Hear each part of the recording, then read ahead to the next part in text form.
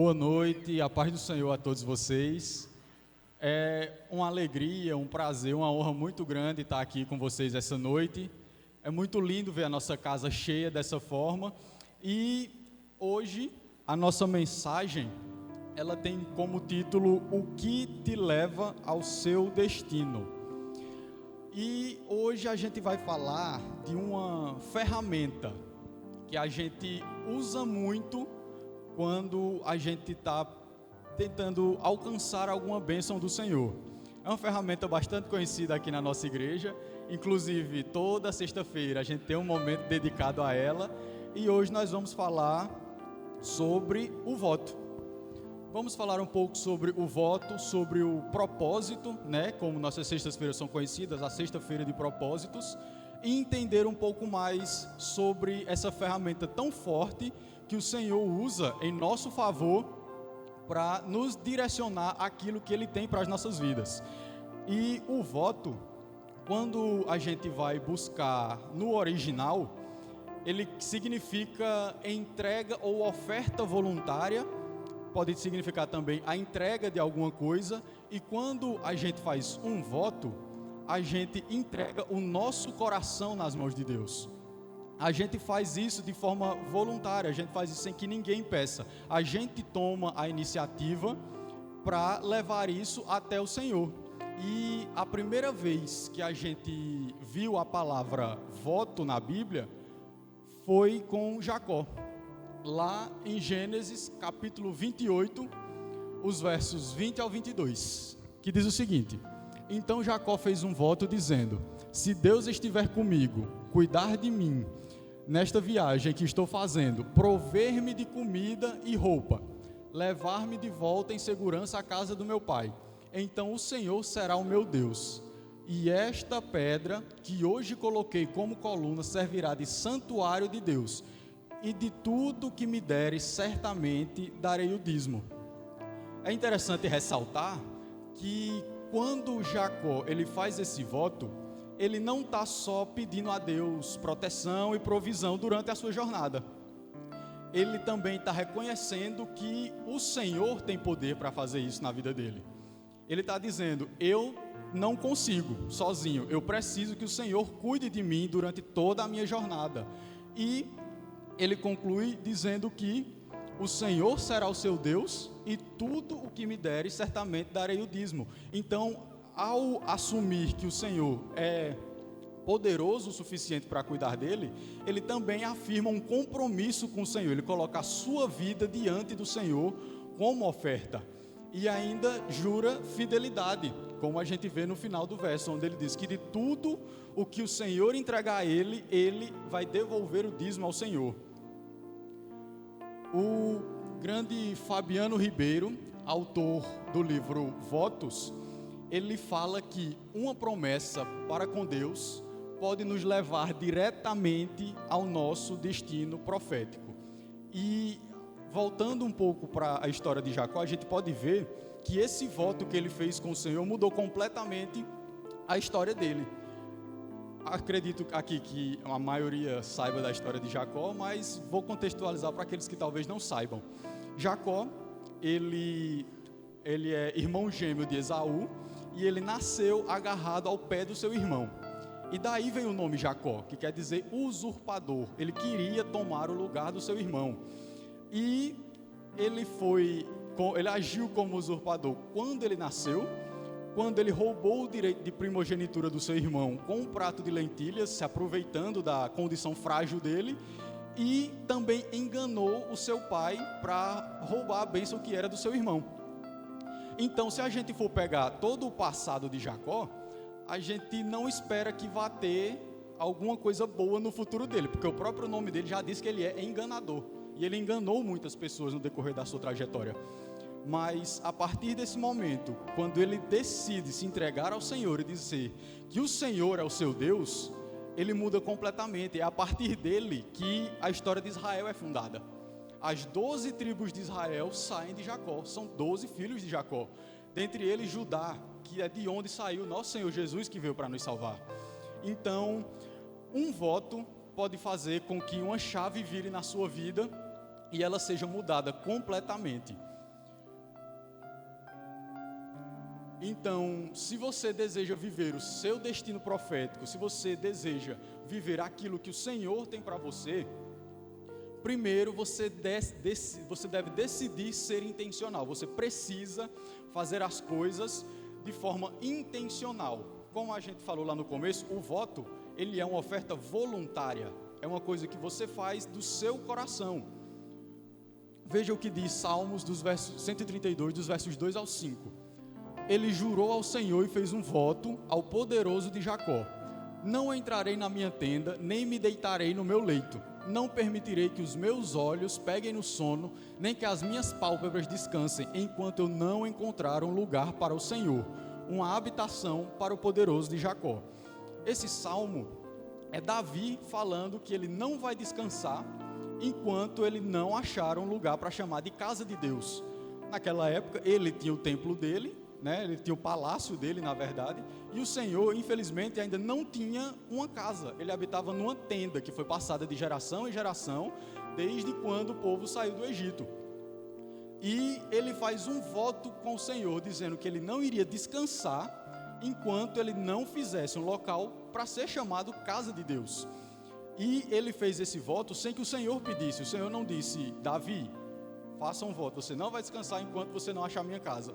Foi intenção do coração de Davi, porque ele estava tão desejoso pela presença do Senhor, pelo amor que ele tinha pelo Senhor, que ele mesmo propôs esse voto em seu coração, para que ele achasse a casa que seria a casa de Deus. Fabiano Ribeiro, ainda no livro Votos, diz o seguinte: votos ou Jesus espirituais não mudam Deus, mas mudam aqueles que o fazem. Se você em algum momento já fez um voto ou um propósito tentando chamar a atenção de Deus, eu sinto muito dizer, mas provavelmente ele não escutou, porque você não consegue mudar aquilo que Deus tem para você através de um voto. Você não vai chamar a atenção de Deus: se eu ficar sem comer 21 dias, eu vou conseguir minha bênção. Se o Senhor não quiser, você não vai conseguir a sua bênção, porque você não vai conseguir mudar Ele através do seu voto, do seu sacrifício. Mas se você fizer com o seu coração no lugar certo, pelo motivo certo e da forma correta, você vai ser transformado pelo Senhor, você vai ser alcançado pelo Senhor, porque Deus, Ele era, Ele é e Ele continuará sendo Deus. Ele era rei, Ele é rei e Ele continua sendo rei. O Senhor é imutável, mas nós precisamos estar em mudança diária e buscando ao Senhor cada dia mais, para que nós estejamos cada vez mais próximos da vontade dEle. O poder do nosso voto está na nossa obediência. Eu acabei de dizer que nós vamos ser mudados quando fazemos um voto com o Senhor. Não é Ele quem muda, somos nós quem mudamos. E o ponto de partida dessa mudança está na nossa obediência, porque não adianta a gente colocar um propósito diante do Senhor se nós não estivermos em conformidade com aquilo que o Senhor tem para as nossas vidas. Não adianta você jejuar, você passar tempo sem cortar o cabelo, enfim, o voto que seja, o propósito que for. Vir aqui 7 sextas-feiras, se a sua vida anda desalinhada com o propósito que o Senhor tem para você. Nós precisamos obedecer.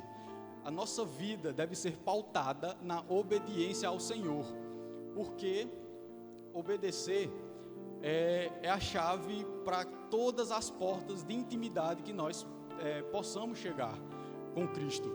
Tanto que, se você for ler o Novo Testamento, você vai ver lá que o Senhor Jesus, Ele obedeceu ao Senhor. Ele se despiu de toda a sua glória e desceu e se fez carne como nós, em obediência a Deus. Então, se o próprio Jesus obedeceu ao Pai, quem somos nós para andar fora de obediência, né? Em segundo lugar, você deve colocar a sua fé em ação. E esse é um ponto muito importante, porque muitas vezes a gente vem aqui num culto de sexta-feira, a gente levanta, faz um propósito e senta de novo. A gente não exerceu efetivamente a nossa fé. A gente entregou para Deus e ficou por isso, e muitas vezes a gente não recebe por causa dessa falta de fé. Veja o que diz lá em Hebreus 11:6. Sem fé é impossível agradar a Deus, pois quem dele se aproxima precisa crer que ele existe e que recompensa aqueles que o buscam. Sem fé, irmãos, é impossível agradar a Deus. O Senhor Jesus, quando esteve aqui, ele disse que se a gente tiver fé do tamanho de um grão de mostarda, a gente poderia fazer coisas inacreditáveis. Mas não porque nós poderíamos fazer, não porque a nossa fé pode fazer, mas porque nós temos fé num Deus que pode fazer coisas impossíveis. Então a fé, ela é a base do propósito, ela é a base do nosso voto. Tudo que o Senhor disse, que tudo o que nós pedirmos, se nós crermos, se nós tivermos fé, nós receberemos. Então, um voto, um propósito, por mais que seja uma coisa simples, digamos assim, ele deve ser feito de forma correta. Um voto, um propósito feito sem fé, ele é um voto inútil, ele é um voto nulo. O pecado, ele não significa apenas praticar coisas ruins, mas colocar coisas boas no lugar de Deus. E por que eu quero falar um pouco sobre esse trecho, essa frase? Porque muitas vezes a gente está colocando a nossa fé, a nossa esperança na coisa errada.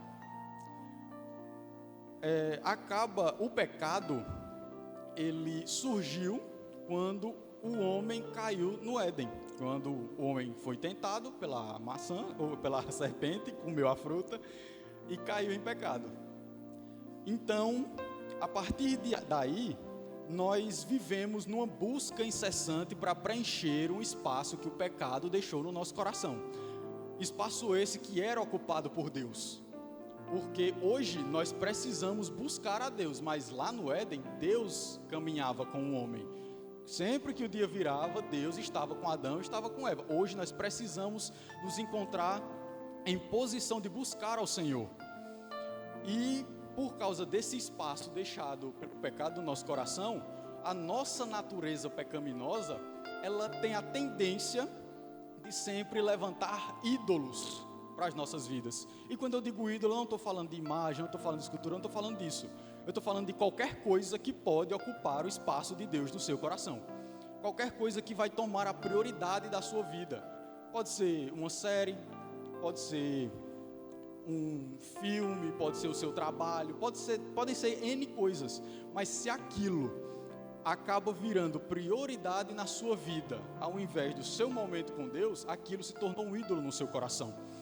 Muitas vezes nós colocamos a nossa esperança, a gente está angustiado, a gente está ansioso, e ao invés da gente orar, falar com Deus, contar para o nosso Pai tudo que nós estamos passando, a gente decide ir assistir uma série, para dar uma acalmada, uma aliviada. Então, isso acaba tomando o lugar que é de direito por Deus.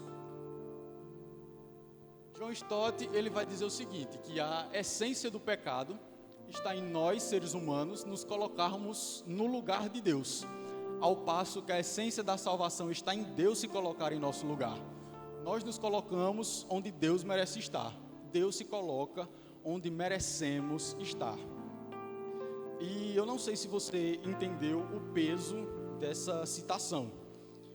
Quando Adão e Eva foram tentados lá no Éden, a serpente disse o seguinte, que se eles comessem o fruto proibido, eles não morreriam, mas os seus olhos se abririam e eles seriam como Deus.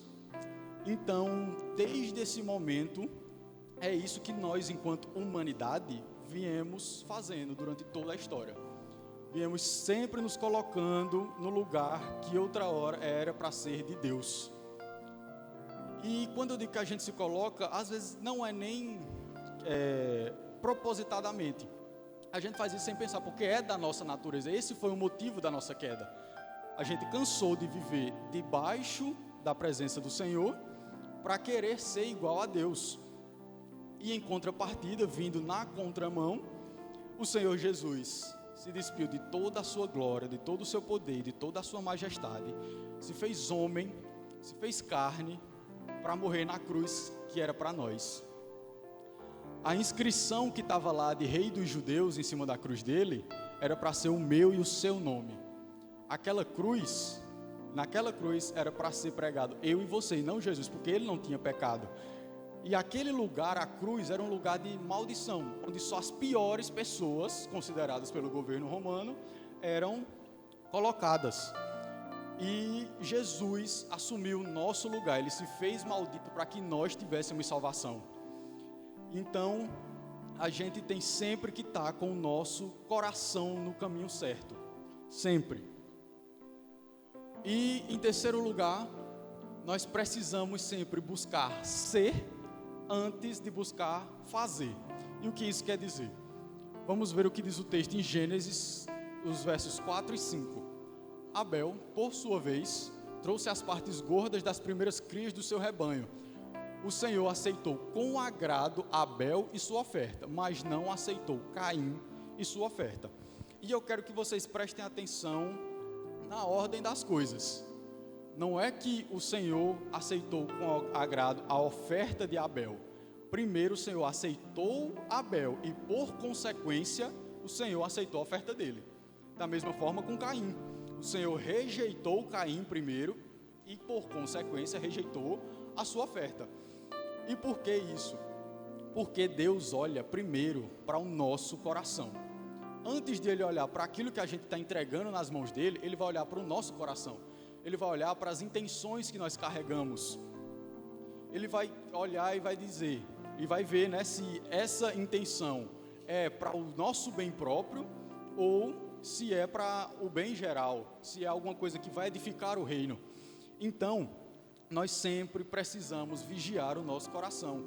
O salmista diz que o Senhor nos sonda e nos conhece, e isso é verdade, mas nós também precisamos nos vigiar, nós precisamos sondar o nosso coração, nós precisamos ver quais são as reais intenções que nós carregamos por trás de cada propósito que fazemos, porque a própria Bíblia nos diz que o coração do homem é enganoso.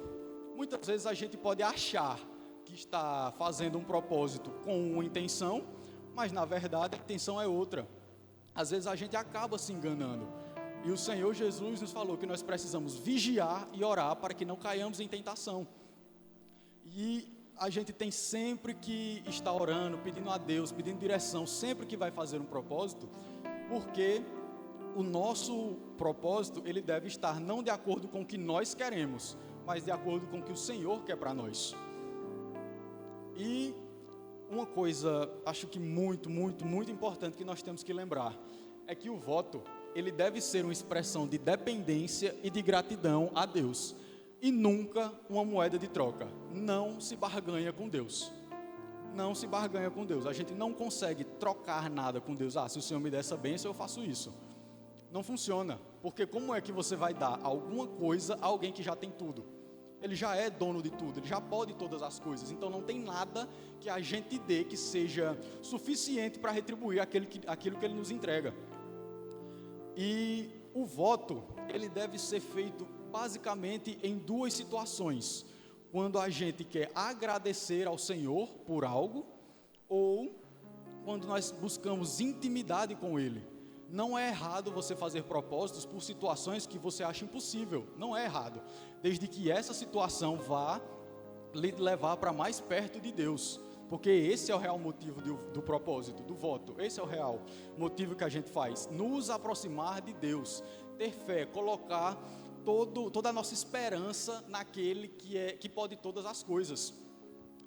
É tirar o controle das nossas mãos e entregar para Deus e dizer: Pai, eu não tenho forças, eu não consigo, mas o Senhor consegue.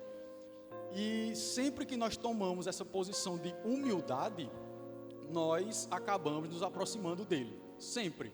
Então esse é o real motivo, esse é o real propósito de fazer um voto: nos aproximarmos do Senhor e também agradecer a Ele por todas as bênçãos, todas as coisas que Ele nos tem dado, até porque não tem como a gente dar em troca a partir da maior bênção que Ele já entregou para nós, que foi o Senhor Jesus. Ele já deu o que ele tinha de melhor para todos nós, que foi o seu único filho. João 3,16 vai dizer que Deus amou o mundo de tal maneira que ele entregou o seu único filho para que todo aquele que nele crê não pereça, mas tenha a vida eterna. O Senhor, ele nos deu o seu maior bem, o seu bem mais precioso. Como nós cantamos aqui, ele nos deu o seu bem mais precioso, que era o seu único filho, para que nós fôssemos salvos da condenação e levados para a salvação. E para concluir, Salmos 116, 18 diz o seguinte: cumprirei para com o Senhor os meus votos na presença de todo o seu povo. E os votos, eles são uma coisa séria. Tanto que em Eclesiastes, a gente é advertido. Se a gente vai fazer um voto e não vai cumprir esse voto, é melhor a gente não fazer. A Bíblia chama de tolo aquele que age dessa forma, que faz um voto e não cumpre aquilo que prometeu. Da mesma forma, nós não devemos agir com plano B. Eu vou fazer, eu prometo a Deus isso daqui, mas se for muito difícil eu vou fazer outra coisa.